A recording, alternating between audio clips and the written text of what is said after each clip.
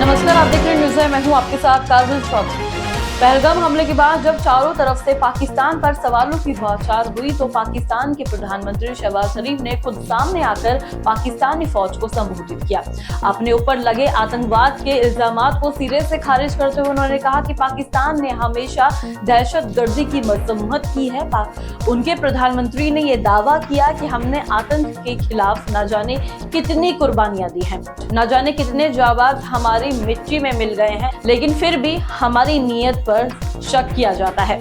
पहलगाम हमले के बाद चारों तरफ से उठते सवालों और दबावों के बीच अब सिंधु जल संधि यानी कि इंडस वाटर ट्रीटी पर भी नया तूफान खड़ा हो गया है। कहा पाकिस्तान ने भारत के सख्त तेवर के बाद अब पाकिस्तान के प्रधानमंत्री ने कहा है, हमने अपने लहू से इस गुलशन को सींचा है। सिंधु नदी हमारी रगों में दौड़ती है और अब हम अपने पानी के हक को लेकर किसी तरह का समझौता नहीं करेंगे। शहबाज शरीफ ने अपने भाषण का अंत एक शेर के साथ किया जिसमें उन्होंने कहा कि खून ए दिल देकर निहारेंगे, रुख ए गुलाब हमने गुलशन के तहफूज की कसम खाई है।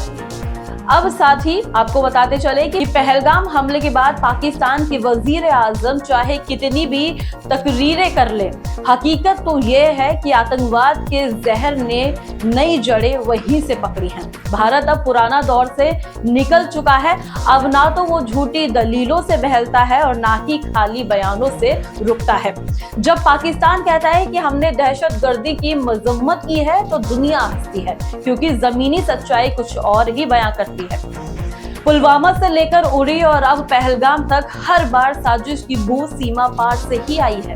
जहां तक सिंधु जल संधि की बात है तो भारत ने हमेशा से ऐतिहासिक संधि का पालन किया, यहां तक कि 1965 और 1971 जैसे युद्धों के दौरान भी। लेकिन संयम की भी एक सीमा होती है। आज भारत साफ कर रहा है कि पहले आतंक का नाला बंद करो, फिर पानी की बात करना। हमारी नदियां हमारी धरोहर हैं और हमारी सहनशीलता को हमारी कमजोरी समझने की भूल पाकिस्तान ने पहले की थी और उसकी कीमत भी चुकाई थी।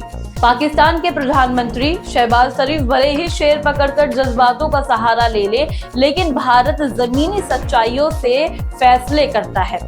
हमारा उसूल सीधा है कि आतंकवाद और बातचीत एक साथ कभी नहीं चल सकते।